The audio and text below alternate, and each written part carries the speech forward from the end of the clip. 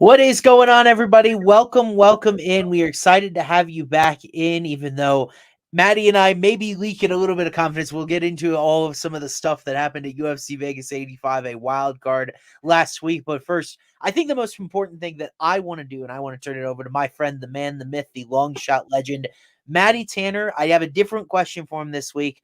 How jazzed are you? We saw the announcement of your fight team group. How jazzed are you about everything you got going behind the scenes with Derek Brunson, Gilbert Burns, some of the bigger stars in MMA, and some of what that's going to mean for more people that love themselves some Maddie Tanner moving forward?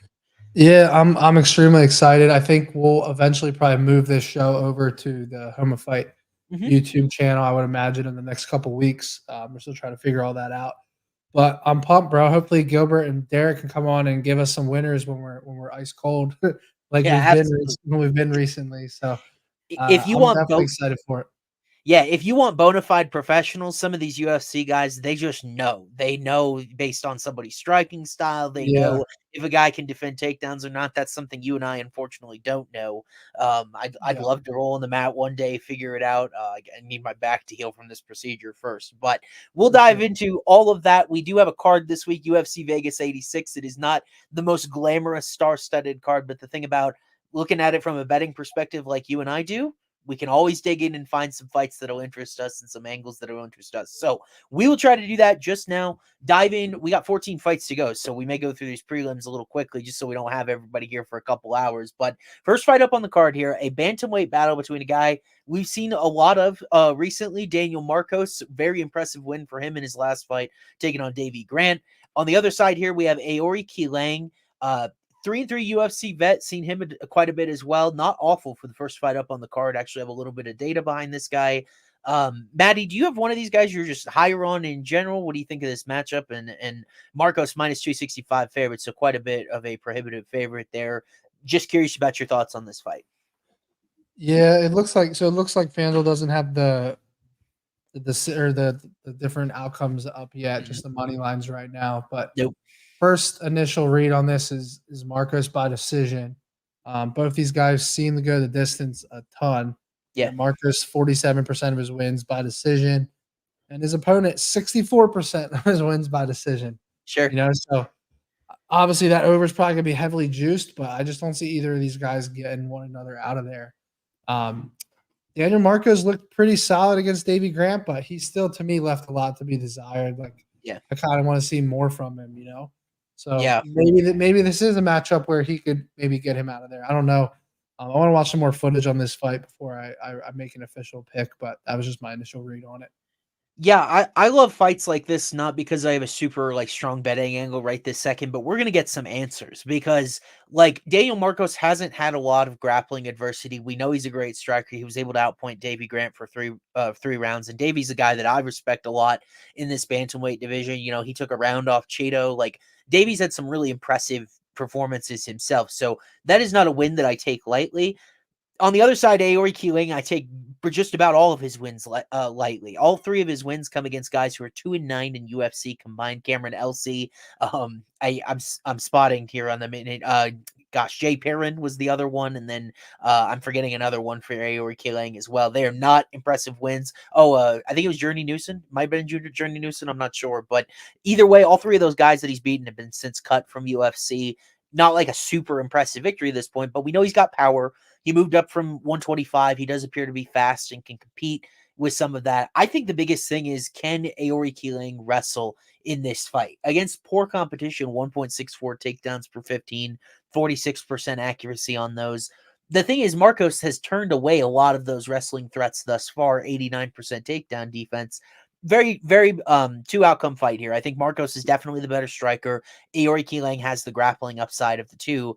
It's just a matter of whether that comes to fruition. And honestly, this price is a little bit sketchy to me. I would have expected Marcos, based on his level of competition, based on other factors, being a heavier favorite than minus 265. So Yeah. I'm curious. I'm hoping to make some more calls, make the rounds, and see if some of these guys like Aori Keang on the other side, what they believe would be his upside in this matchup, because I think Marcos is the better prospect. Thus far, he's turned away really what I would be concerned about for him. So I'm going to pick him to win here, but I just don't have a lot of betting confidence in this fight right now. I'm with you. So we'll move forward here. I think we did just get money line odds on this fight. It's okay if we didn't. This card has been pretty turbulent. We've had guys in, guys out. We've had a couple of these fights swapped just within the last week. This is one of them. Amil was initially supposed to take on Melsik Bogdasarian at featherweight. He was a pretty sizable underdog against Melsik. Now he gets Fernie Garcia, UFC veteran. He's 0-3 at bantamweight, moving up in weight here on short notice, trying to snag his first win. I think a lot of people, when they approached this fight, they weren't exactly thrilled with what they saw from Amil in the Contender Series. And now Fernie Garcia on the other side is not a guy we found very reliable either. So sketchy fight. Wondering if you've seen an angle here that maybe I haven't to this point. Yeah, I mean, the only thing that comes to mind here, like Fernie Garcia, 0-3 in the UFC since his Contender Series fight. To me, it's like, is there a reason he, because you're 0-3 in the UFC and you then take a fight on short notice? Yeah. To me, it's like, does he like the matchup? Yeah. That's the only thing that comes to mind here. I think if it does go to the ground, he could get controlled a bit in this fight, though. So, yeah. But I think Fernie Garcia could definitely be a live dog here, just off of that merit alone. Like, why is he taking a fight on short notice after being 0-3 in the UFC? Like, if he loses this fight, is he even going to stay? Is he going to be cut from the UFC? Is the question. So, I like the confidence here. It is a really interesting assignment for him to take. I think that what we'll know went on behind the scenes if Garcia loses this fight and then gets another opportunity is UFC promised him this would not be his final rodeo. And it is pretty dire circumstances, up in weight, 8 days notice. Like, I wouldn't think less of Garcia if he loses this fight just because of those circumstances, even if Amil ends up not being this superstar prospect, right? But like, you think about Garcia's last fight. He got Rinya Nakamura, Japanese super prospect, had no shot. He was like a plus 600 dog in that fight. The thing that I can't get etched out of my mind is when Garcia took on Journey Newson, who I mentioned a few moments ago. Journey now cut from UFC. It was not good. He had a negative 20 striking differential, and I look at Fernie's prospects at bantamweight here, negative 0.89 striking success rate, 47% takedown defense. He's been a little bit leaky with some of that. Amil didn't have a chance to show a ton of high quality upside on the Contender Series. That fight that he had with Son Mez was one of those fights where one guy's trying to take another guy down but is unsuccessful. So Amil couldn't get him off of him just to get like back to the center of the cage. But he also wasn't getting taken down. Amil had a 78% takedown defense in that fight, also authored a submission attempt. So his grappling defense was pretty good. I think he's the bigger guy here. Like, I would not go to the window and be like, Amil's winning this fight, but I've just been very unimpressed with Fernie thus far in a 3-fight sample. Like, I don't think I'd bet on him either. I don't want to start the card with 2 passes, but I do think Amil's my win pick here, and I don't think minus 188 is a terrible price given the circumstances. So we'll move on here. I have strong thoughts on this fight, though. So if you guys have been hanging on, like, give us an angle. I do have an angle here that I really do like. Light heavyweight battle between actually former NFL player Zach Pauga, who used to play fullback for the Texans, actually was just on their practice squad, so he never made it. But hey, he had a fantasy football tag on my website, so I guess that's kind of making it, right? And then on the other side, no fantasy football tag for Bogdan Guskov.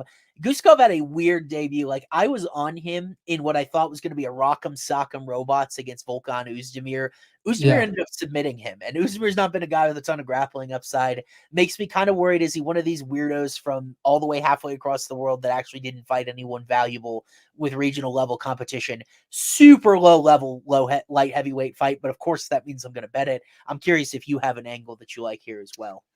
Yeah, I mean, Pauga hasn't done anything in the UFC, bro. I mean, he couldn't get Jordan Wright out of there, right? He won a pretty close decision. I mean, if you look at I guess it wasn't that close. It was a unanimous decision, and he outstruck him, almost 2-1.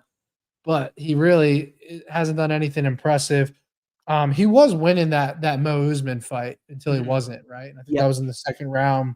What was the second round he got finished? Yeah. So, that was a decent performance up until it wasn't. The Mattybetts fight, he outstruck him. He got a takedown. He didn't ultimately end up getting the nod. So this is just tough, man. With Bogden, I was on him too in his first fight. It ended up, we thought it was going to be a knockout one way or the other, and he ends up going out there and gets submitted. Yeah. But Zach isn't a dangerous guy. Like, so like, is this a good matchup for Bogden here? Where Yeah. like he can just probably the more powerful striker of the two, probably has the better finish and equity. Yep. And you get him at like even money right now on FanDuel, I think it is. So I would lean that direction, but Yeah. it definitely is scary for sure. Man, I just think Pauga's path to UFC really weird. Ultimate Fighter as a heavyweight, even though you look at his size and his stature, he's not a heavyweight. He is a light Yeah. heavyweight, and he was just a lot faster, more skilled than a lot of those guys on that show. He was running circles around Usman on the feet. Muhammad is not a very strong striker, and then he took one left hook from hell because he's not a heavyweight. Like he doesn't have that Yeah. same punching power. Now here at light heavyweight, he pushed Jordan right up against the cage for like 9 minutes. It was a very boring, not impressive fight. I thought he should have gotten the nod against Modestas Bukauskas, but that is not saying much because Bukauskas is notorious for not having high level offense. This is a guy that just fought Oezdemir, and I know Oezdemir is not perfect, but he is a ranked 205er. He has beaten Paul Craig in the last 18 months. He beat, he's been in there in the championship setting against guys like Daniel Cormier, Yuri Prochazka. Like Oezdemir is a legit UFC opponent to take in your first fight. Bogdan Guskov is the brown belt here, like in Brazilian Jiu-Jitsu. I don't know if Pauga has any sort of grappling upside whatsoever. Like we haven't seen it in any of his fights so far. 5 of Pauga's pro wins by decision, 5 of the 6. So he's not really like a hard power puncher. And Guskov at least showed a decent chin in that Oezdemir fight. Like I'm going to go out on a limb here. I'm not only going to pick Bogdan Guskov to win. I think he wins in embarrassing fashion for Pauga. I just think he's the more well-rounded mixed martial artist. He is not perfect. Like I am a little wary of the chin, but the matchup helps those concerns. I don't know how legitimate his grappling upside is, but when you see him on tape, he looks like a legitimate 205 striker, maybe even if it's regional level. I kind of am below. I'm just kind of out on Pauga at this point. I think Bukauskas was tailor-made for him to win. Guskov is much more dangerous than that. Higher output on the feet, more variance in his strikes. I think Bogdan wins here, and I'll definitely have a unit on the dog. Yeah, I'm surprised this isn't a pick 'em. Yeah. Or I'm surprised Bogdan's not even just a small favorite. I agree with you. I think, there's almost a good buy low spot on him here coming off of that loss. Right. And Pauga he just hasn't really shown us much. Interestingly enough, I'm sorry to cut you off, Matty. Go ahead. No, good. I was going to say, interestingly enough, some of the betting action I've seen here is about 50-50. So there are people out there, not necessarily professionals, but like some people out there who do like Pauga. I'd be interested in the side because I don't see the angle. Yeah. So maybe an ugly decision, but good luck with that. Good luck with doing that for 3 rounds against Guskov. I just feel like Guskov is dangerous. He's got 100% pro finishing rate, like a bunch of knockouts, a couple submissions mixed in there, like, and he's fighting over in Uzbekistan, which is not. I mean, like that's where we got Nursultan Ruzaboyev from. Like their regional scene, the equivalent of where Pauga came from. I think Pauga's just used his athleticism. Former NFL player, just used his athleticism to just be stronger, faster, better than a lot of these guys. Guskov to me is not necessarily like I don't want to write him off as multi-time UFC winner because the Oezdemir thing on a week's notice didn't go well. So intrigued to see him back here. By the way, younger guy by 4 years too, which you wouldn't guess based on how long Pauga has been in MMA versus Guskov, but he retired from the NFL at like 28, right? So limited time in the tank. So we'll move forward. Real quick, would you look at like maybe a round 2-3 for Guskov? Like maybe Pauga comes out, does get some control time in round 1. Sure. And then similar to the Mo Usman fight, he just gets caught later in the fight. Would you lean 2-3? Would you lean 1-2? Like where's your head at there? Let's say let me see. FanDuel doesn't have a total. These first few fights coming in, starting with the featured prelims, so the 7th, the last fight, we do have props on FanDuel. Not all of them though. I'm just checking a different book. Under 1.5 rounds, -130 at this book I just checked. That isn't FanDuel at this point. So odds makers are leaning quicker fight here. The specific, so I would probably go 1-2 if I lean that way, and it's because I think Guskov is very aggressive. He comes out hot out of the gate. I think the fast starter here would be Bogdan, and I love the submission outcome here particularly. Pauga's got a good chin. We've seen that against Jordan Wright. We've seen that Bukauskas has a couple knockouts to his record. Pauga's got a good chin, but I think Guskov could be a significantly better grappler and end up submitting maybe a white belt. Pauga trains out here with elevation. No submission wins or losses on his record. I truly have no idea if he can do it at all. Yeah, I mean, Guskov has 2 submission wins in MMA, 12 knockout wins. I don't think he's had a Whoa. submission win in a long time. It was a triangle choke back in 2018. Yeah. The question is, do you believe the brown belt? Because if you do, 16-1 on a Guskov submission is absurd. That is absurd because we know he's got those on his record. Pauga doesn't, and like I can't believe. So round 1, round 2 sub would pay even higher than I found 16-1 at a different book. That And you'd want to talk Pauga about long hasn't jumps. hasn't been submitted in his MMA career yet. So What's he got? 5 fights though. yeah, he has 8 fights. Yeah, Yeah, I mean, and then Jordan Wright, I guess we've seen some submission stuff out of, but like Mo Usman, no UFC submission attempts. yeah, Bukowski's no submission attempts. God, he beat Marcus Perez regionally. That guy in UFC was a total can as well. Like, yeah, I just am very unimpressed, and I think the Guskov submission number is very long for how much of an advantage. It's if you believe the brown belt, and I'm the one that says all the time, maybe they got these black belts at Walmart because they can't even get up from like a general guard position, right? But yeah. if you believe the brown belt, that is a really enticing number. I'm going to play that prop, not a specific round, but I will play submission in this fight for him. Yeah. What's the Pauga KO prop at? I'm curious. Let's take a look. At plus 240. So the shortest individual outcome of the fight is Guskov KO plus 140. Then Wow. Pauga plus 240 for knockout. Pauga points 4-1. Is so it kind of goes in that order, and they're expecting an early finish. But man, I don't think Guskov is chinny. I really don't get that impression at all. I want to rewatch his UFC debut because I remember it briefly, and I know it was a painful loss for me, but I Yeah, want to just watch the strike in up until that yeah. submission loss. So He did get dropped. It wasn't pretty. yeah, But the thing for me is that I'm trying to reconcile the middle of how much different is Uzdemir than Zach Pauga, and I think that canyon is a gulf. There's a oh, wide it's range massive. of Yeah, no, it's massive. outcomes. So Yeah, we'll see what ends up happening there. I at least feel better Guskov, not a super public dog. We do have a little bit of a public dog here. This line is moving a way that I would not have anticipated based on how I ran my model. Jeremiah Wells minus 166 is the favorite, taking on Max Griffin. So a couple of welterweight vets. I was surprised how old both of these guys are. Wells 37, Max Griffin 38.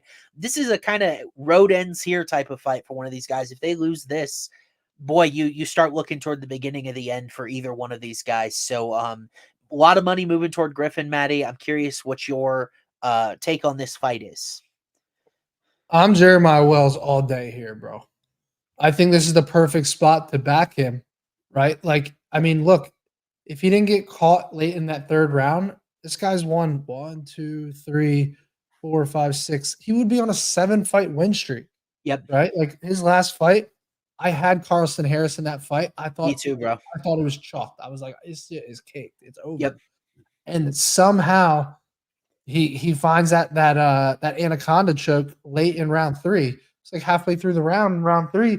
Yep. Jeremiah Wells literally won 12 minutes, 12, 13 minutes of that fight before he Yep. lost late in the 3rd round. So I have to believe that he's gonna rebound nicely from that. I love where he trains at. I love who he trains with. Max Griffin, this is the last fight. This is his last fight on his contract. Interesting. He's what, 37, 38 years old. I mean, both these guys are older, but I feel like Jeremiah Wells is younger in MMA years. He's going to be the more physical guy. I think he's going to be. I mean, Max Griffin has some good takedown defense, I believe, though, right? It's 69%. That's pretty middle of the road. Yeah. So I think Jeremiah Wells is going to be the more dangerous guy here, the more physically strong guy. Yeah. I think that he's going to be able to win this fight. I don't know that there'll be a finish. I don't hate a Jeremiah Wells by decision prop for sure. I want to see what that number comes in at. Yeah. But I like Jeremiah here. Yeah, I'm with you, dude. I've joked before that UFC line movement doesn't scare me whatsoever. I literally don't care because guys will get steamed for the stupidest of reasons. Yeah. I had Carlston Harris too. I think you and I both having Harris opened our eyes to the perspective on this fight. The reality is, in my opinion, Jeremiah Wells and Carlston Harris are both way better than Max Griffin at this stage of his career. Like Griffin, we just saw humiliated at distance by Michael Morales. Like he put a less competitive effort out there than Adam Fugit did. And Griffin, so takedown defense. The thing about Jeremiah that pops off the page, his power and his strength. 2.06% knockdown rate for Jeremiah is huge. That's on the feet. And then obviously the wrestling, the grappling, like you said, he had Carlston Harris dead to rights outside of a miracle anaconda choke. I mean, controlled the entire fight. Like I was sure Wells was just going to coast that out for a decision win, and both of us like Harris a lot. I think Harris's only UFC loss is just Shavkat. And Jeremiah really was dominating him from start. Right. I've gone 360 with Jeremiah, where I backed him in his UFC debut, kind of faded him, looked at his striking defense numbers. I'm not afraid of his chin at this point. I think against power punchers, he's shown enough durability. Against Semmelsberger dropped him twice, didn't get him out of there. Against I'm trying to think, against Harris, like, right.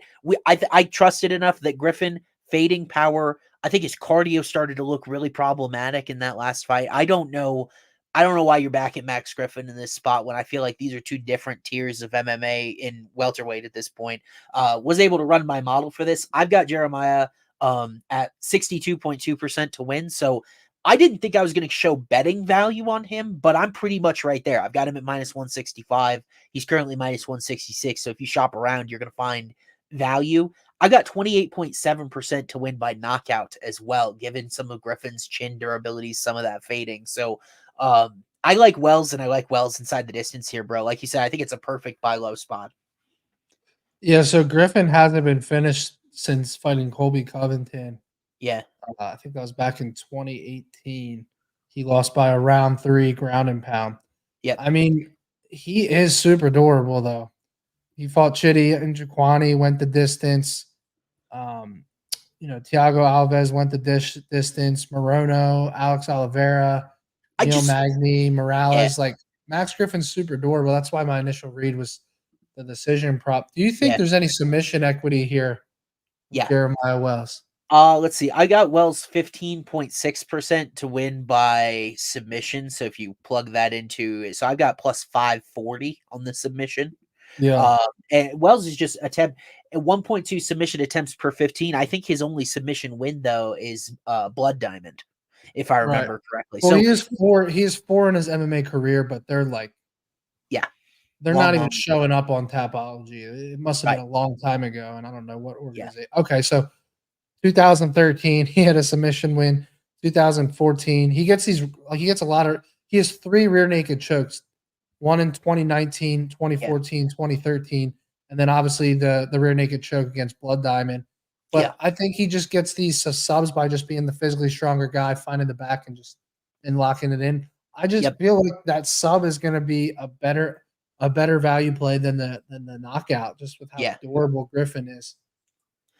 It's the thing about these two fighters as they age, I feel much better about Wells's condition to win this fight, getting his takedowns, using his physical strength. We had a comment in chat from Jake, Wells high-level BJJ player. He absolutely is. And then Max Griffin, you're kind of leaning on the power element into what I've been fading Wells this whole time for. 47% striking defense is not very good, but I don't feel like Griffin's power is what it was historically, and his historical knockdown rate 1.02% is very pedestrian. So I don't think there's that much of a power threat here. I'm really surprised that this number is moving this way. I just don't get it. I really don't get it. I feel at this point, Jeremiah. What was the opening number? Which direction is it moving? So he was minus 215 on Sunday. Okay. So minus 166 now. Yeah. No, I don't get it. I don't get it. I like Jeremiah Wells a lot here. I mean, you remember just a few weeks ago, Malcolm Gordon steamed way up, right? And he was like minus 200 by the time the fight tipped off. Jimmy Flick ended up winning the fight anyway. I think if you bet CLV and UFC and just blindly bet it, you're going to go bankrupt very quickly. The lines move all the time for stupid reasons. I'm not afraid of it whatsoever. I think Wells at this point in his career is a better MMA fighter than Michael Morales. And we just saw Morales play with his food with Griffin for 3 rounds, bro. Like at this point, Morales is just raw at this point. He's going to be better than Wells in a year from now, but I'm just talking about right this moment in time. Wells very, very much powerful, great submission technique, excellent takedowns, very efficient on those. Like Wells has blown me away in his UFC career, honestly. Yeah, I want to see, what do you think that submission prop number will be? Let's take a look. Again, going to unnamed sports books since FanDuel hasn't released all of these quite yet. Wells by submission 4-1, by knockout 4-1 here, and those numbers will probably be, but it's about even, which is kind of interesting. I think I do just want to play him inside the distance, just so I don't get ground and pounded submission, things like that. Yeah, I just don't like the knockout. I would rather play sub double Yeah. chance submission decision personally, Yeah. but What do you think about 1-2 versus 2-3? Because you have that round set up. I think that's more of a 2-3 fight if you like 2-3 well. for sure. 2-3. Okay. We're on the same page there. So to Yeah. another fight that I got to model, and I am very split from consensus on this fight, so I'm excited to talk about it. Devin Clark taking on Marcin Prachnio. We've seen these guys at their highest of highs, lowest of lows, right? Like Devin Clark has a win over Alonzo Menafield. Marcin Prachnio has a win over Khalil Roundtree. They're very much not better than those guys. It's just kind of interesting how styles can make fights in UFC. Clark, a pretty decent -250 favorite here, Maddie. Um, I similar age, similar, very different styles, I should say. Do you have a strong lean on this fight at this point? Because it was another one I was able to model.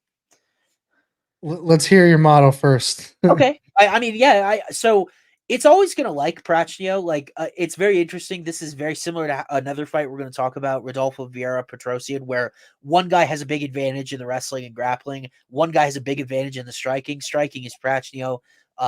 Then Clark is the wrestling and grappling in this fight.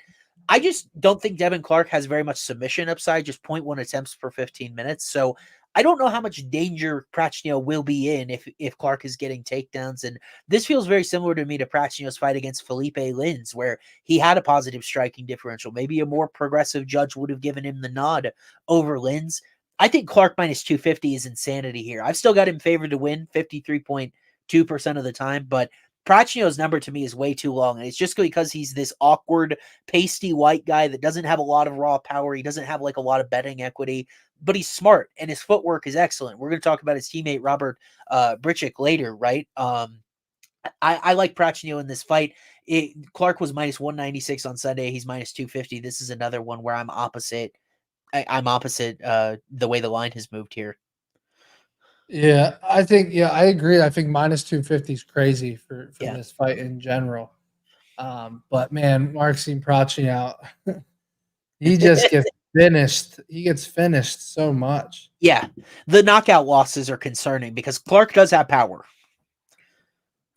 Yeah, I mean, he didn't look terrible in that Vitor Petrino fight. I was at that fight live.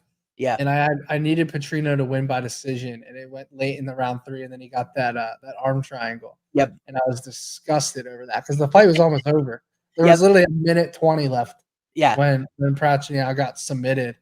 He beat William Knight. Was that the fight where William Knight did nothing?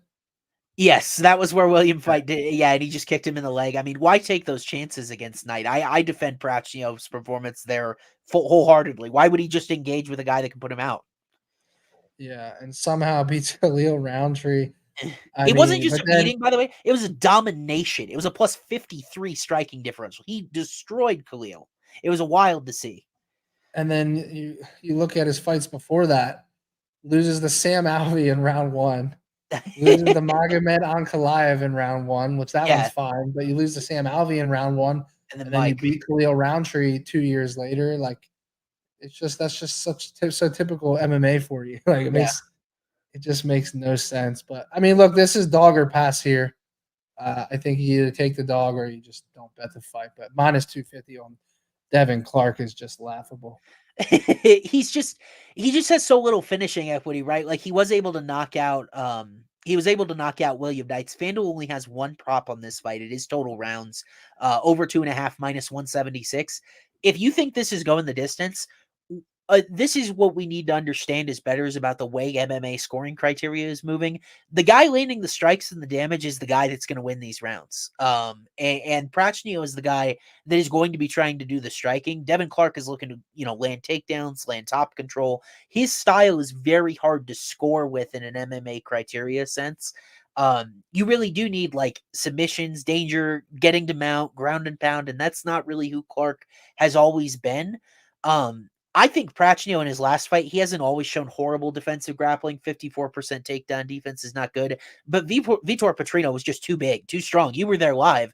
Those guys probably had to look different weight classes in the octagon, those two. Like, I don't think Prachnio in general has a problem defensive grappling. I love him by decision in this fight. I've got it at 34.3%. So let me plug that in. That's about plus 190.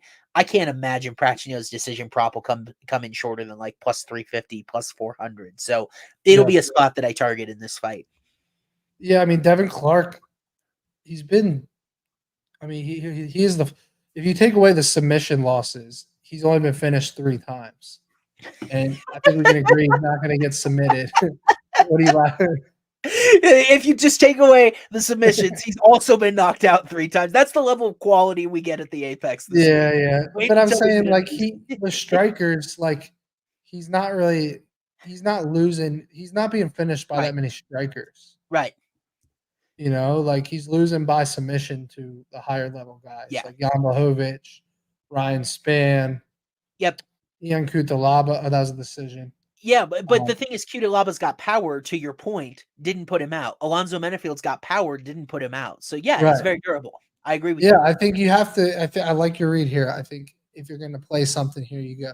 If you can get a 4-1 on that decision prop on the 2-1 dog against a guy that's been pretty durable against strikers, I think that's the route to go. I just don't think Pratchino's got a lot of finishing equity here. Like that to me, that is why his money line looks like it does. Is he doesn't have a lot of finishing equity, but don't discount his ability to win the decision when he's the one. Like I said, doing the correct scoring criteria. So we'll see that fight. It's probably going to be as terrible as we think. But then we get on to this next one, which I texted Maddie earlier this week. He didn't know that it was this fight, but I said, Maddie, there's a favorite this week that I'm breaking out my 5-unit whale. I'm not going to let you disagree with me.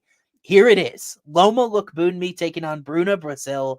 I am maybe the president of the Loma Boonme fan club, and I'll tell you why in a minute, but I just want to hear from you, as you now know in real time who that text was about. You're probably thoroughly disappointed. What do you think of me loving Loma Boonme in this spot? I mean, it makes sense. Like she's won a ton of fights recently, and her only loss was against Lupi Godinez, who we're I think we're pretty high on. And then all the way back in 2020 against Angela Hill.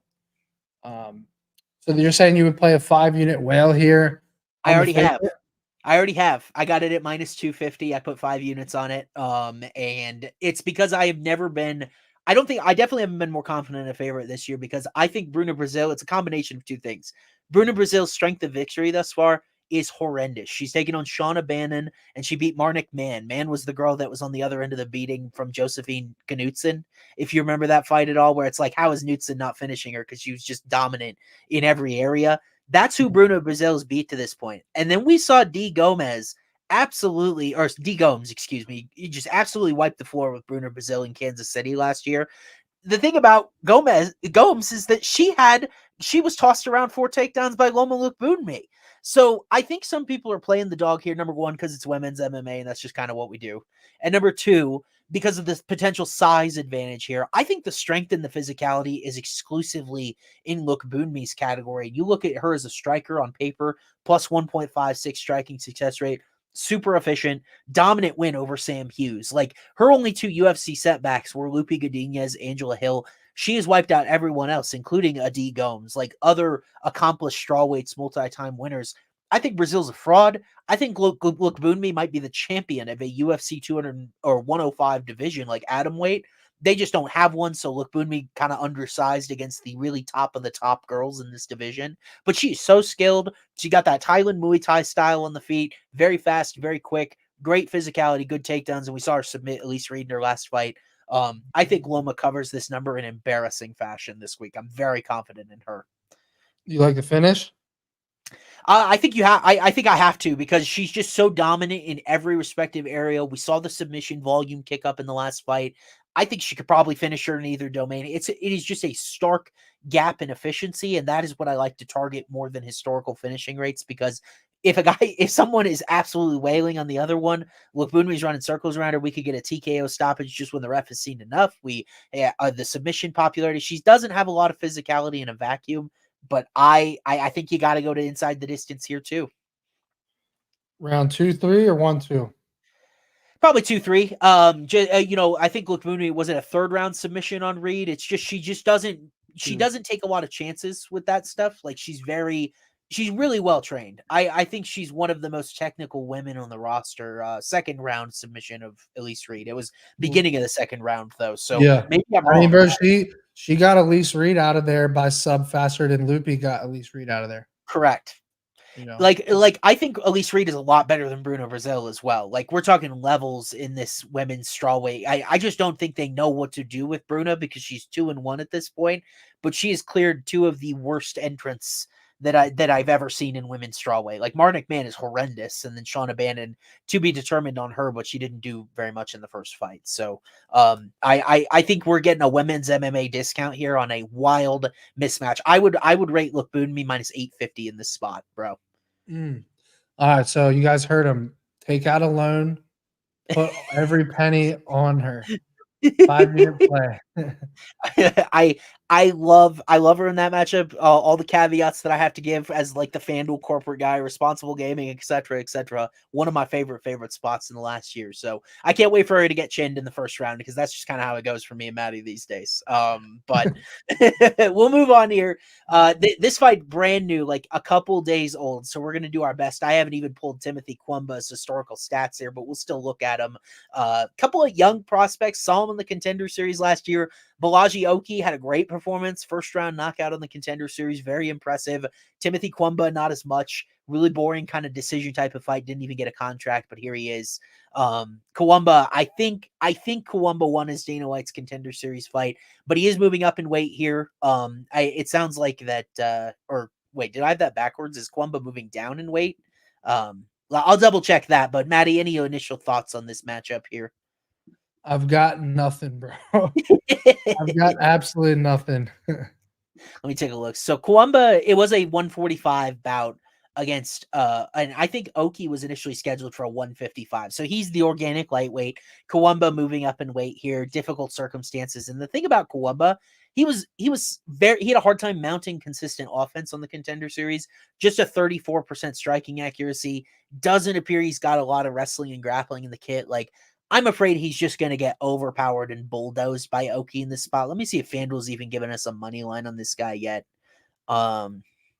Oki's minus 210 is a favorite. So that's kind of similar to what we saw him at against Hadzovic in this original matchup. I think this is an easier matchup for him than Hadzovic was, just because Hadzovic is a UFC veteran, had a good, strong striking defense. Like Oki is the physically stronger guy here. He could run through Kwumba in a variety of ways, but like, we have such small samples here. Who honestly knows?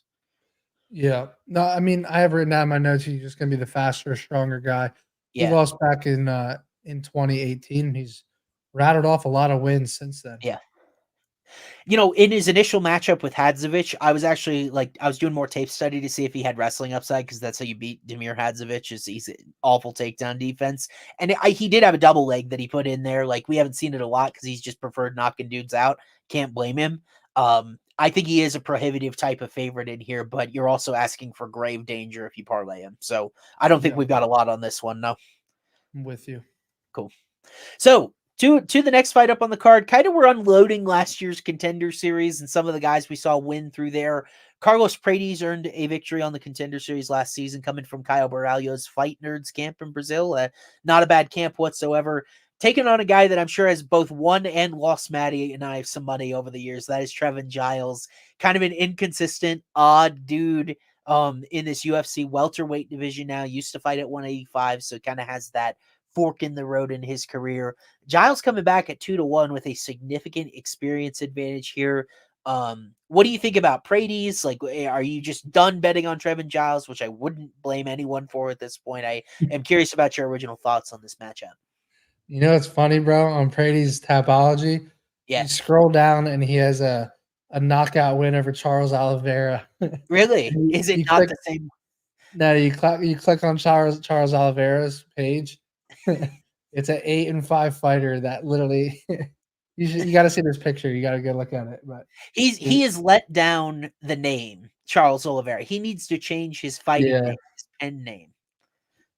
Yeah, I think Trevon Giles is going to get knocked out in this fight. I'm calling a round 2 TKO. He loses in round 2.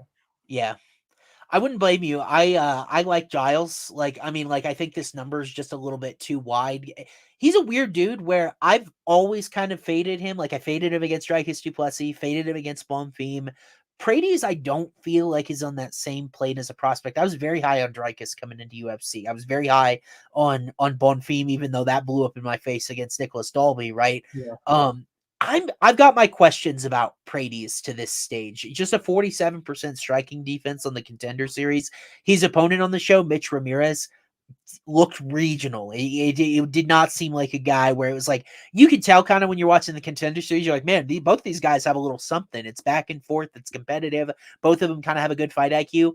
I felt like he rolled a dude that was well overmatched in that fight against Paredes, just coming from a better gym, more well-trained.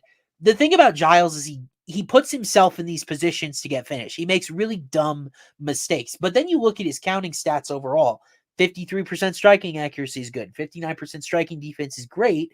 Averages 1.27 takedowns per 15 on 55% accuracy. Super efficient wrestling. And then a 71% takedown defense isn't bad. So I don't have a hole anywhere in his analytical profile, but he makes these individual mistakes to a point where I don't feel like Maddie's handicap on this is wrong. Giles making a mistake and getting knocked out would be classic Trevon Giles.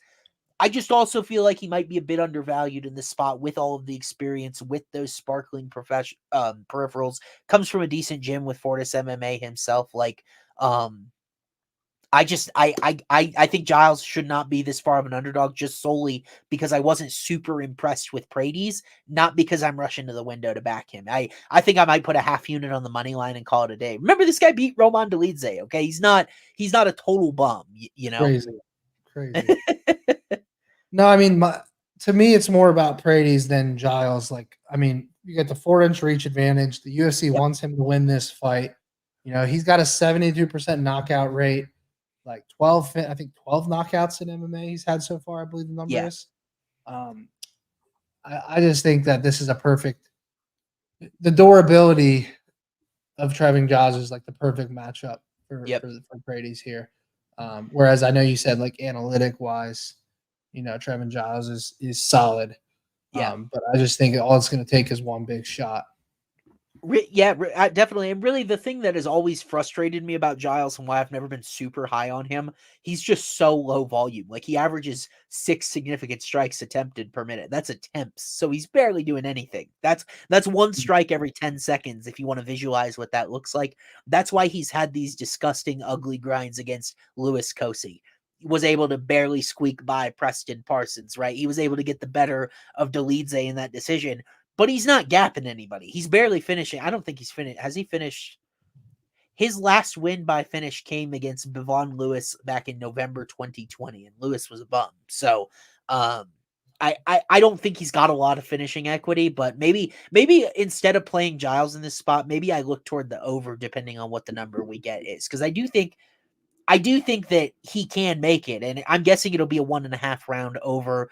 More experience. Maybe Paredes has some jitters in his UFC debut and is a little bit slower. But like FanDuel doesn't offer this, but some sites offer like point spreads. I think Giles is a decent like point spread target in this fight, or maybe a decision only market where Giles doesn't get finished. I think he's definitely probably going to be live at plus money there. So there are a lot of different ways to kind of back my feeling without having to believe Trevon Giles is going to win this fight and survive all 15 minutes. I think Maddie's read is dead on. I don't disagree with him whatsoever. Over 1.5 is minus 135. Yeah, interesting. That's kind of what I expected. And you said second round knockout, so you're teetering right on either side of that total. Yeah, for sure. I mean, Paredes round 2 knockout is plus 550. Ooh, okay. That number's not bad. I think first round would be kind of surprising. He didn't come across as a guy with like a ton of, I think his knockouts, in my opinion, are just because he's very intelligent with his hands. We saw that 63% striking accuracy on the Contender Series. He's just very accurate. He has good power that he puts in excellent spots, if that makes any sense. Yeah, for sure. All right, moving on here. So we'll take a look. This is a good one. Yeah, this is a great fight. I think we actually talked about this. We still would have before Sao Paulo because it was canceled on fight night. Like, we were going to get Vieira Petrosian last November in Sao Paulo. I'm glad they run it back because it's just so funny how my model has this like right in line. I think odds makers have it lined exactly correctly. It really is a pick 'em, choose your guy type of fight. Maddie, if I remember correctly, I think you liked Darman Petrosian in this one. I do. I don't understand why he's the underdog. I really don't. I don't understand why he's the underdog. Um, I mean, how do you feel about his takedown defense? Because I know analytically, I think it's pretty low. Yeah, But it's the way I 36%. see this fight is he's just a better MMA fighter. Yeah. You know, I mean, he fought Gregory Rodriguez and won a split decision. You know, that's a guy that has high finishing upside, submission upside, all of those things. Like, Yeah. if you can beat Gregory Rodriguez by decision, you can beat Christian Leroy Duncan, Yep. AJ Dobson. Like, he lost to Kaio, but it was by decision. Like, I don't understand. I mean, to me, it's Vieira by submission or bust, and I just think Armin has a lot more ways to win. So I think the odds should be flipped. Truthfully, Really, interesting. We were on opposite sides of this back in November, so this is almost kind of a repeat episode for you loyal yeah, guys. But I like Vieira in this fight. I actually show less betting value on him now than I did then because I've just been playing with my model, fine tuning it, and like I've tried to encompass a little bit like more finishing danger, which is kind of weird that it moved toward Petrosian a little bit. But it's just the model makes it clear as day. Petrosian, it gives Petrosian 100% chance to win the distance striking differential. Totally agree there. And then Rodolfo Vieira, he's got a 96.5% weighted grappling advantage. So that it really is one or the other. I think both decision props are going to be a bit undervalued here. Petrosian, just a 0.26% knockdown rate. Vieira is shown to be pretty durable despite what may have happened with Cody Brundage and all of the oddities in that last fight where Brundage ended up pulling Gilly on Rodolfo Vieira, which just kind of still sounds ridiculous to say in hindsight. But I think let's see, Rodolfo Vieira by decision, I've got it 27.8%. Petrosian 36.4%. I've got the fight to go the distance 64.2%. To me, that is where I'm more split from the market, and that they're a little bit more accepting of an early finish than I am. I don't think Petrosian's got a ton of power. I also have seen him defend submission advances from Kyle Baralho. I've seen him defend from other high level UFC guys.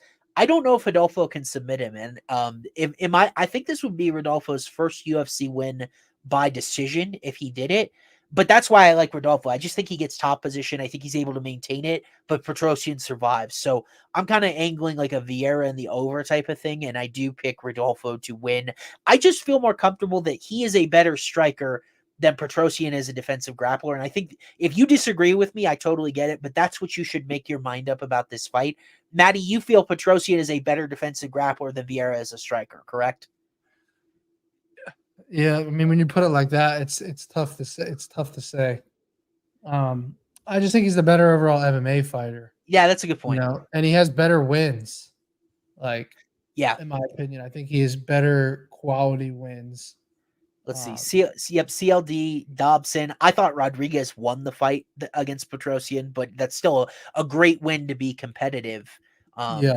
Let's see who Vieira's got on his I mean, relative. when Vieira's fought good competition, it Yeah. hasn't been close. You know, Right. unanimous loss to Curtis, guillotine loss to Anthony Hernandez. Right.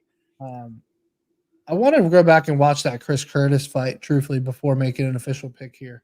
Yeah. I would like to go back and watch that. I think you should. Interestingly enough, to me, that's like one of the best takedown defenses at 185 versus one of the worst. Just analytically, tell me if you feel split from that, but I'm talking just 36% in a pretty large. Like AJ Dobson got him down twice. Like Gregory Rodriguez got him down twice. Like it's been a pretty constant theme throughout his level of competition. I agree with you. I think his strength of victory is better. Christian Leroy Duncan. Didn't Petrosian use some of his own grappling in that fight to just kind of neutralize CLD a little bit? He did, yep. Keep him nice and tight and close. It was a great game plan from Armin. So I don't disagree with you that I think he's the better MMA fighter. So maybe it's really stupid that I already put a bet down on Vieira. Just a standard 1.25 units to win one. I like Rodolfo in this fight. And I thought he was minus, this was a minus 110 pick'em on Sunday. It moved toward Vieira. I just didn't want it to move out of my value range. So that's why I snagged it. I thought this line would actually be more in Vieira's favor at this point, but there's two-way action on this fight, so it may not look very different from this by the time we get to Saturday. Yeah, and the over 1.5 is minus 170 right now. Yeah. So fight to goes the distance is probably going to come back in that plus 115-ish range. Right. So yeah, I like that. I like that a lot. I may just play that. So sure. next fight up on the card here, man, this is a weird one. Michael the Menace Johnson, a favorite in 2024. I'm sure all of us had that on our bingo card, but this is Apex UFC, baby. We got Michael Johnson back and maybe better than ever, probably worse than ever if I'm being realistic. Taking on Darius Flowers, who moved up in his UFC debut, got absolutely ragdolled by Jake Matthews. This is not a high-level fight, but I know why it's on the main card. It's because violence should win out here, and it's priced like it. Do you have one of these guys that you like more than another? I'm really torn here. I've heard a lot of sharp guys on both sides of this. Me too. This fight. Me too. You know, I have some people that are like, "How could you not take Michael Johnson here?" And look, at the end of the day, I mean, Michael Johnson I thought he looked really good in this last fight until he didn't. Like he was winning that fight on the feet. Yep. And then he gets caught with that overhand right in the second round. But then you go and look back and you're like, damn, lost to Clay Guida, lost to Jamie Malarkey. Like that's the problem I have. It's a lot less about his last fight and a lot more about the fights prior to that. Yeah. But then again, you know, Darius Flowers, like the Jake Matthews loss, you know, rear naked choke, but like he rattled off 4 wins in a row prior to that fight. Yeah. You know, and Jake Matthews, you know, is solid. So I'm pretty torn here. I think you have to go.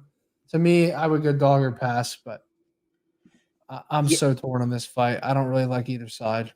Yeah, I tried to get ahead of the line movement. Again, I'm not thrilled to be holding a Michael Johnson ticket, but I did think he was going to win when looking at this. I don't think there'll be a question. As this fight is progressing, MJ will be the better guy per minute. I think he'll be the more efficient striker. He's got faster hands, 58% striking defense. That's not ever the question with Michael, right? And where we've seen Michael at his best is against guys like Mark Jacasey, against ugly like wrestling types that he could just use his hands, outpoint, like he knocked out Alon Patrick as well. So Darius Flowers has shown regionally some of this blast double leg, really physical wrestling. If that's Flowers' game plan, I think he's dead on arrival. But if he's willing to trade with Johnson, at least his striking in his first fight, 56% striking accuracy, looked pretty good. And it only takes one to connect to MJ's chin at this point to put him out. So we've got we need like a sound effect or something. We got the classic I'm betting on a chin holding up or not fight. So I'm going to be wrong no matter what. Yeah. And I do think MJ is the side here. I look at Flowers' regional competition. It is awful. Like before he got to the Contender Series, 9-5 guys with losing records. And this was back in 2022. And just wasn't one last anecdote. Like, Darius Flowers blocked me on Twitter. That's not the reason I'm picking Michael Johnson. I just simply, when he in his last fight feigned a low strike, like a strike to the groin, I said, Darius Flowers must not know we have instant replay, and he blocked me for it. The Michael Johnson was actually talking this week that Flowers was like blocking him on social media or like stalking his Instagram story. Like I'm just generally in 2024 anti people that could be considered chronically online. I feel like Darius Flowers might be chronically online and on social media too much. So I'm going to take Menace, just not only because of all the stuff I said so far, but also because I can fade someone who might be on social media too much, and it's not good for you. I can promise you that. So I'm going to take MJ to turn back the clock a little bit here. Yeah. Remember MJ had the win over Dustin Poirier? He's got like all these amazing wins on his resume, dude. It's insane. even his losses back in the day are like late in fights. Like Khabib lost in round 3, I think it was. What else? He lost to Justin Gaethje late in round 2. Yeah. You know, it's just like, oh wait, I'm looking at the wrong. We got a total on this fight. I'm taking a peek right now. Yeah, sure so the over under. So the fight's minus 330 to not go the distance, and it is minus 168 to not start round 3. So we're gonna have a 1.5 total here on this guy. It makes sense. I think Johnson has way more decision equity in this fight. Maybe this is another one where I go decision only market. Anything shy of minus 250 with Johnson here would be value, because I don't know how Flowers would outpoint him. He's just not nearly the technical striker, and Johnson's takedown defense has always been exceptional. Yeah. Yeah, I know I initially said dog or pass, but I think you're selling me here on Michael Johnson. That's not good, dude. I'm picking a chin, and we're all gonna go down on the ship. And I know. if, I don't what if like we it. all bet on favored Michael Johnson, and all of us realize what a horrible idea that was? I mean, bro, the round 2-3 for Darius Flowers on the knockout, Yeah. 10-1 round 2, 16-1 round 3. So if you think Michael Johnson's chin is gone, it ain't a bad look to look at those numbers. No, dude, Diego Ferreira got him in the second, and Ferreira's a guy with more technical striking, better power. Like it's very plausible that Flowers drops the first round and doesn't get Johnson's chin, and then comes out and starches him in the second. That's crazy. That's 10-1. Yeah, I think I have to auto bet it, bro. Yeah, I wouldn't blame you. I wouldn't blame you at all, bro. Maybe I mean, like, maybe that is the Quarter unit. combo. Yeah, that's crazy. That's Mm. wild, man. We'll move on here though, because we spent enough time talking about Michael Johnson. And we know he's the ultimate coin flip, man, either for or against. And we'll move on to this fight here with one of Maddie and I's favorites, Gregory Rodriguez, RoboCop. I've been on him since his UFC debut. He really has put together a really nice UFC career outside of one slip up. And then a guy in Brad Tavares that has also been selectively kind, I guess, to me and Maddie as well. Couple of middleweight vets here at 185. I actually don't think this fight is too bad. It's pretty good matchmaking. Rodriguez a minus 250 favorite. This has actually come down a little bit. He was minus 265 on Sunday, so a little bit of money in the Tavares camp. I'm curious to your thoughts on this because I know you got a good feel for both of these guys, so I wanted to hear from you. Yeah, I love RoboCop, bro. That's my boy. So I have a little bias there. Yeah. But bias aside, I mean, he's better everywhere. I mean, Yeah. he's literally better everywhere. The only argument you could say is maybe Tavares is maybe you could say he's more durable. I mean, he's a tough guy. Mhm. But you know, he came out and got finished in round 1 against Bruno Silva recently. So like, Yeah. you have to wonder if that chin is starting to go. He was able to go the distance with Dricus du Plessis. I was at that fight live. But then back in 2019, loses by head kick KO to, so it's tough. He went the distance with Israel Adesanya. So I don't know. I mean, he's never been submitted, which is interesting to me, right? Because Yep. we know, like with RoboCop, he's gonna triple down on his grappling and his wrestling. You think so? Yeah, that's just what he said Okay. recently, Yeah, right? you're Like right. in his last fight, like he even said he's like, I got to start doing what got me here, Yeah. right? And he came out, and then I intentionally bet him by submission that very next fight, and the read was perfect. He takes his opponent down in the first 30 seconds, right? But Yep. then he gets full mount and he gets the ground and pound win. That was the Tululan fight, right? That was 5-6 months ago. But again, he was coming off that knockout loss in round 1 against the Hawk, right? That was right before the Tululan fight. And that's when he said, he's like, I got to do what's got me to the dance here. And he comes out and he shows right away. He goes right for the takedown, right to the ground instantly, right? Yep. And what is Tavares' takedown defense? I know it's 82% in a giant sample. It's good. Yeah.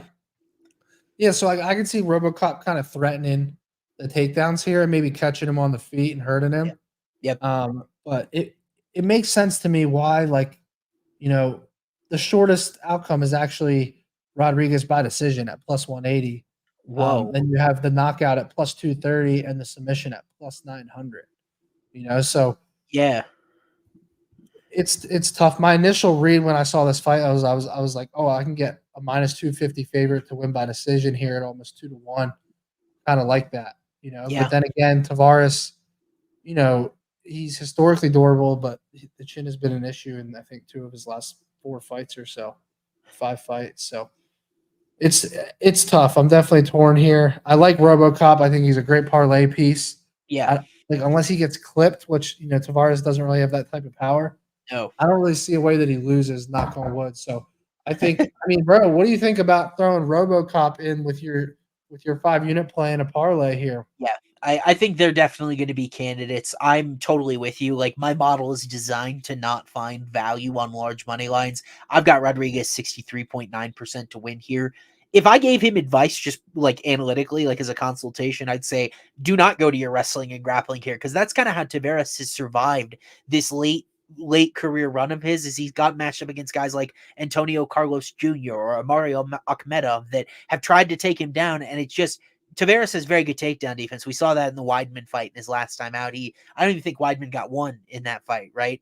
If I'm Rodriguez, I'd just go forward because I think he is the better, more efficient striker here, and he should trust his chin more than Tavares is at this point, because the knockdown rates aren't close. Rodriguez 1.2%, Tavares just 0.10%. Like, Brad doesn't really have a lot of power, and you can't imagine it's going to be better at 35 than it was in the prime of his career, right?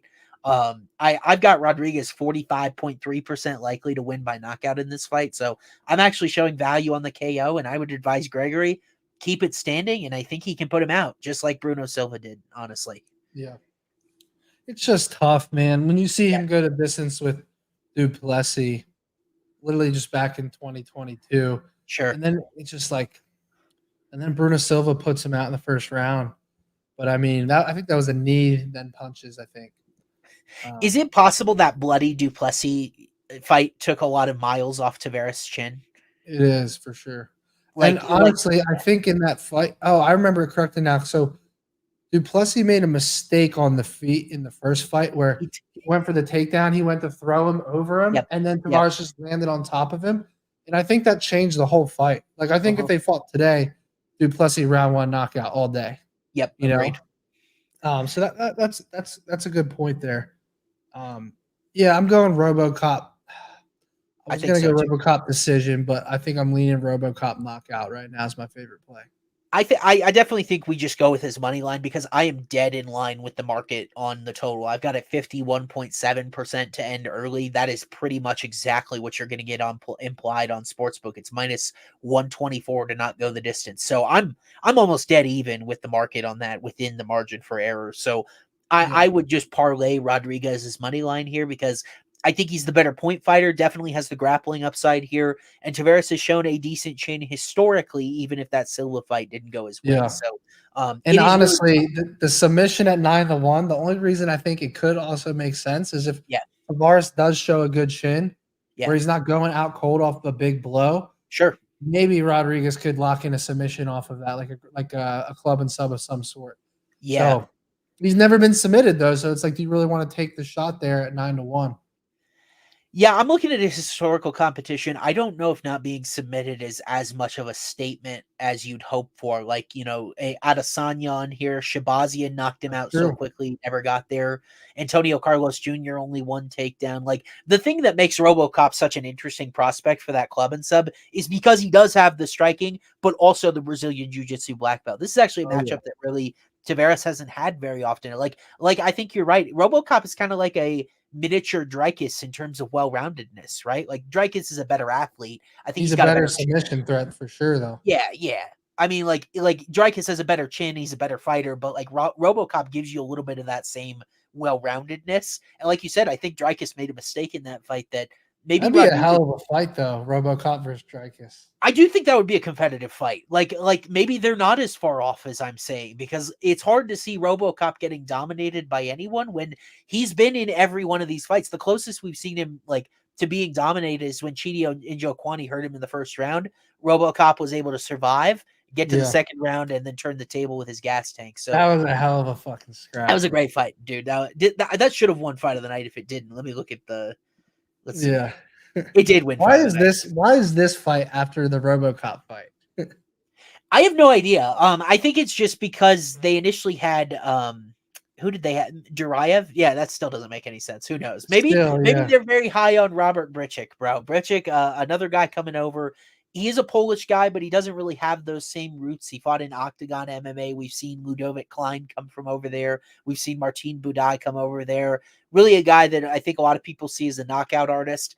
And then, to me, the most interesting story on this main card, just story, Ihor Potera going down from 205 to 185 for the first time in his career on a couple of weeks' notice. I think it's legitimately insane, but it's not overly surprising that he did something insane based on the way he's fought in UFC so far. Ihor was a plus 164 dog yesterday, or was it yesterday? 2 days ago when I tweeted someone's going to have to explain Ehor plus 164 to me. It is shortened to plus 140. I would not be surprised if this enters pick'em territory by the time we get to Saturday. Because, like, I don't know how you feel strongly about either of these guys. Do you have a particular lean here? So I'll say this with Ehor. Yeah. I feel like he's better than everyone thinks. Yeah. Just for whatever reason. I can't put my finger on it, but like I had him last fight. So that was the fight where he pretty much was winning. He was about to get finished, and then he got finished. He was about to get the finish. Late stoppage by the referee, ended up gassing out, and Rodolfo Bellato was able to get the ground. And that fight could have been called absolutely 5 times. Like, agreed. Now, the one concern I do have about that is that fight was what? Less than 3 months ago? It was in November. Yeah, early November. So it was about 4 months ago. Was it November or December? I think it was December. That was the Sao Paulo card, right? Oh no, you're right. It was Darius. It was in Austin, so it was in December. December 2nd. So I mean, we're literally talking 2 months. That was a lot of damage in that fight. Yep. That's my one concern. But no, I like him as a dog here. I like what I saw out of him in that last fight. Remember, bro, I had a crazy upside prop on that. I had both guys in the round, and the numbers were both insane. I remember. Ehor's would have been, I think it was like 20-1 or something, and I was seconds away from cashing it. You should have cashed that. I honestly think it should have been stopped. And I had Bellato in a parlay and was lucky it was not, but it should have been. It was pretty violent, and that's what makes betting this sport so tough. Is you can have the right read like that. And it really does, in that moment, depend on which referee is in the cage. Like, if 100%. You get the stoppage or not. 100%. Because these guys will gas going for that finish, because that's not only a win, that's a $50K bonus if you put them out in the second round early like that. So these guys have to financially go for that, and then they run themselves empty and risk getting the tables turned on the other side. Yeah, no, I couldn't believe that. That should have hit. That was such a great bet. The thing about this fight that is so intriguing to me about Ehor is that he is not perfect analytically, but 60% striking accuracy on about 11 attempts per minute. Like, he's very efficient with his hands, appears willing to eat damage for the most part. Like, he was not knocked out in that fight. He was just gassed. Like, he was just on bottom, couldn't move because he was out of gas from trying to finish it. Britchik doesn't appear to have a lot of grappling upside, which is really where I worry for Ehor. I think he's really outmatched in that department, but Britchik, more of a knockout guy. And the thing I cannot state enough here, his level of competition is awful. Like, Britchik's level, like, Lee Chadwick might be his best win, regional British vet. Like, it's not, he doesn't have any sort of measuring stick, whereas Petr knocked out by Carlos Olberg, very forgivable. We've seen guys get finished by Olberg, have a successful UFC career. The Bellato fight should have gone his way. Like, he did knock out Shogun, and then in his UFC debut, Nick Negumereanu has stuck around for a little bit. So he's got a much better level of competition, even if it's at 205.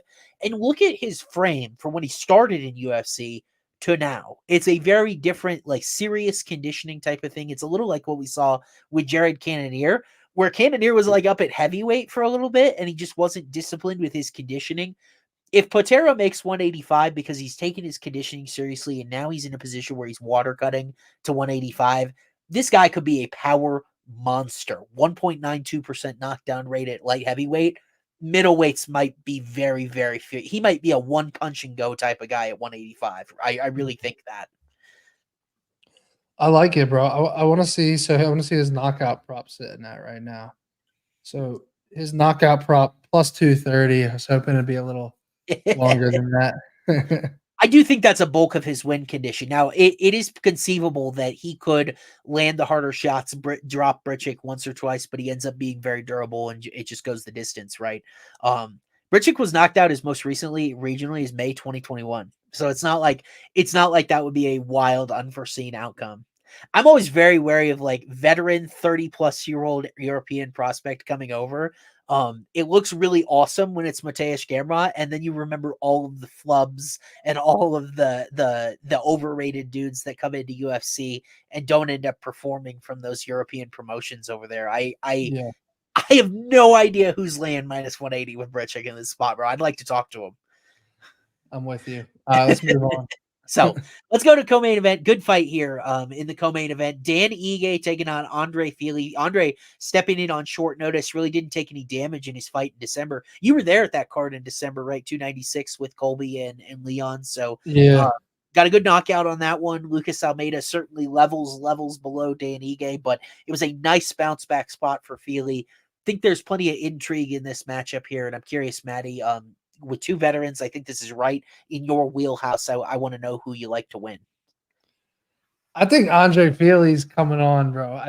I'm a big Dan Ige fan, honestly, and I'm struggling with this one because Yeah. I kind of just want to auto bet Ige in this spot, but like Sure. something about Andre Fili. I just think that he's not going to be a star, but Yeah. I feel like he's going to be like a fan favorite type of fighter in the UFC. You see his interview where they asked him, they were like, "What else do you like?" They asked him something about like, "What else do you like?" He's like, "I like big booty Latinas." Yeah, Yeah, I you saw saw that that. clip? I did see Yeah, that. that clip had me rolling, bro. Without hesitation, too. It was just hilarious. And then he's like, "Nah, my bad. Sorry to my girlfriend." It was so funny. And that quickly became like the most viral interview meme. But no, just something about this guy. I feel like I don't know if it'll be this fight, but I think if he wins as a dog here against Dan Ige, Yeah. I think he's a guy that the UFC can really build up here because I think he's super marketable. Yeah. But this is a tough fight for me. When you look at Dan Ige and just some of his recent fights, like Yeah. I had him as a dog against Bryce Mitchell, and he just could not stop. He just couldn't get up on those takedowns, especially Sure. late in that fight. Sure. And then some of the wins recently just don't do it for me, bro. Damon Jackson, Yeah. it's like who cares? Yep.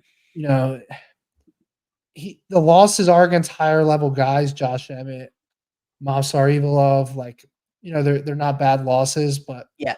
I just look at this fight a hell of a lot closer to a 50-50 fight than whatever the implied probability is currently off of those odds. So I have to Yeah. go dog or pass here as much as I'm a big Dan Ige fan. Maddie, you have no idea how delighted I am to hear that because I've been inundated with Dan Ige love here. I think the price is a little wide. I do, and I understand the argument for Ige. It's a little bit what I talked about earlier with Devin Clark and Marchin Pracchio. It could end up being a situation where Ige is the one trying to stay on his feet, mounting offense there. He's got good power. Like, we know that about both of these guys have knockout power. Like, I don't think Fili is outmatched. He dropped Nathaniel Wood in their fight in the first round in London last year. Like, Fili's got some hands.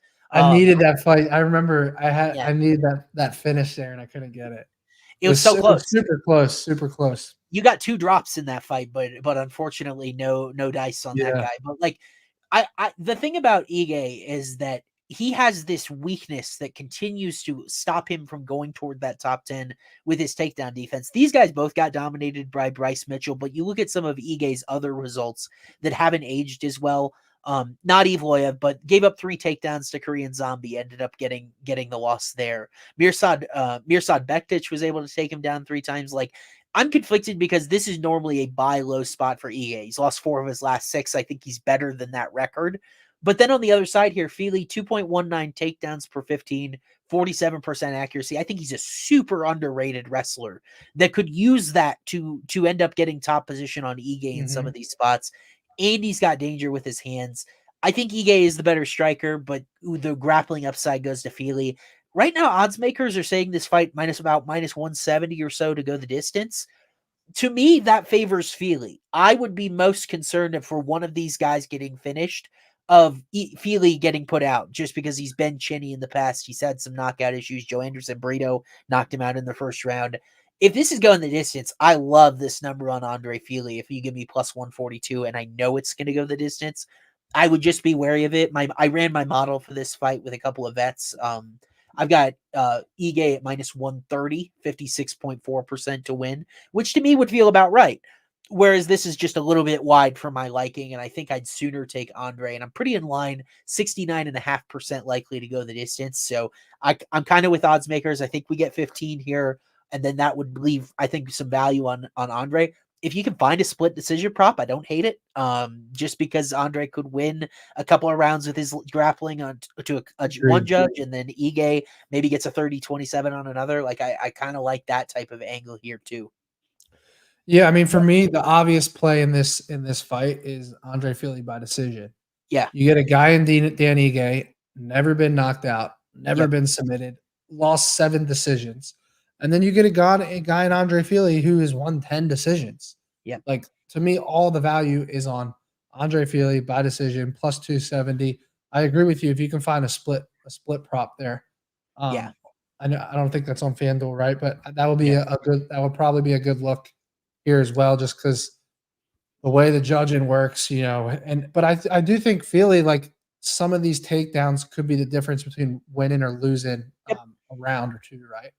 Yeah, especially when Ige's not super voluminous as a striker. Like, he doesn't put a ton out there himself, about 7 attempts per minute. Like, he's just not a very high volume guy. Yeah. Yeah, I mean, I agree with you. Like, with Fili, if someone's getting finished, it's going to be Andre Fili. Like, Joe Anderson Brito finished him in round 1. But, like, dude, like, that's really the only. I mean, look at the other matchups he's had, bro. Bryce Mitchell went the distance. Sadiq Youssef went the distance. Michael Johnson, Calvin Cater went the distance. He wasn't finished. He hadn't been finished since 2016, and that was Yair Rodriguez head kick, which we know those kicks are insane. Yes. I think this is a good value spot. Andre Fili by decision plus 270. I think if you're gonna play Dan Ige, maybe you look at round 2, 3. Look at you and me in line. My prop showing the most value in the model. I've got Fili by decision plus 215. It's plus 270 on FanDuel. So we're on the same page there too. So you're with the model. We're together. I think that's a great spot. Dan Ige round 2 knockouts 10-1, round 3 16-1. I prefer those later props if you're looking at props in this fight. I just can't see Ige and Fili matching up and one of them just completely separates. Like, Ige had the Gavin Tucker's chinny. Like, he got knocked out in 5 seconds by Ige. I don't feel like Fili is quite as chinny. You mentioned his durability. By the way, as you scroll through some of these losses for Fili, Bryce Mitchell, Sadiq Youssef, Yair Rodriguez, Max Holloway, Good like losses.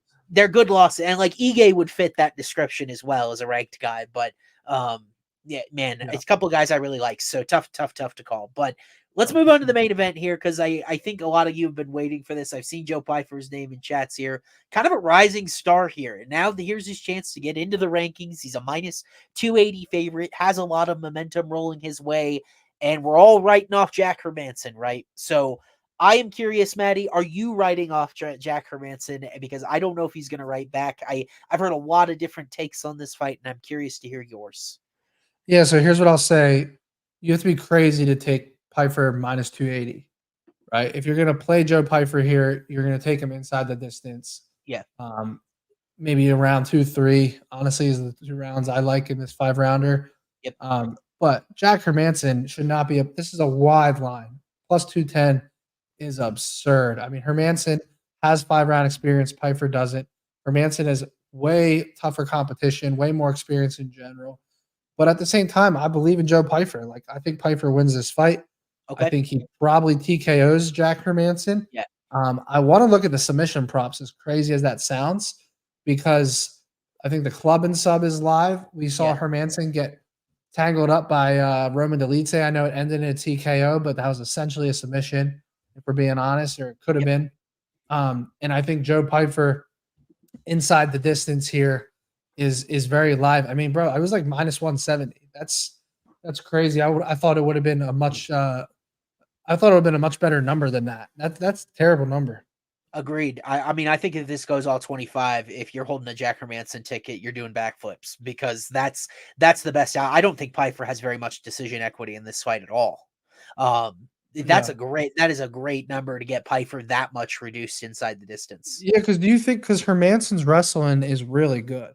Yeah. And I don't think Pyfer is going to just be able to shoot double legs or single legs, take this fight to the ground. I think Pyfer would have to hurt him on the feet first to get this fight to the ground. And then I think, if he gets full mount, he can get a ground and pound, or maybe even a submission. I want to see those submission props real quick.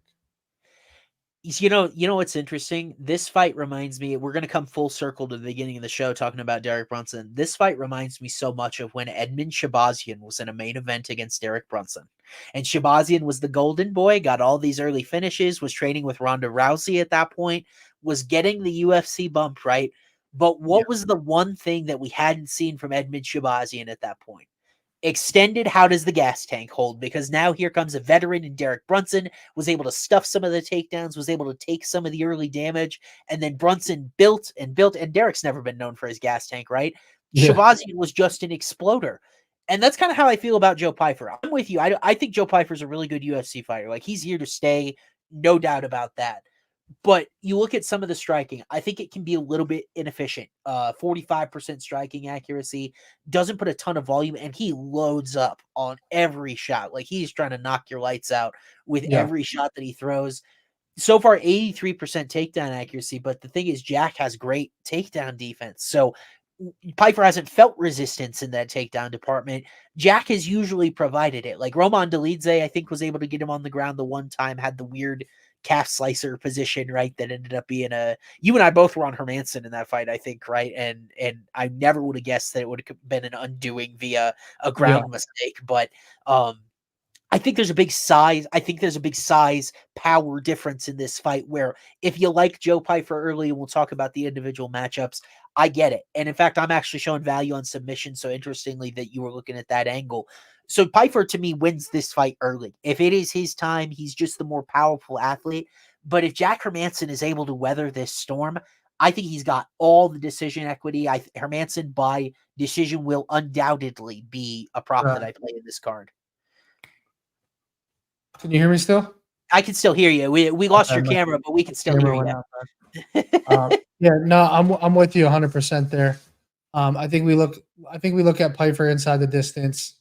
Round one, I think rounds 1 through 3 I would take here. Yeah. Inside the distance, either KO or submission. So let's build this parlay here before we end. Yeah, absolutely. Let's do so. So let's see what we can get together. I think we've already talked about a couple of legs. Do you want to throw RoboCop into this minus 265? Yeah, so I've already built. So hear me out on this because I've already built the parlay on my phone because I know you're gonna like this. Let's do it. So we're going with Loma it's minus 290 right now, but that's your favorite play on the card. Yep. So we're going with her money line. We're going Jeremiah Wells money line. Yep. And we're going with Gregory Rodriguez money line. Dang, what's that come out to? Plus 204.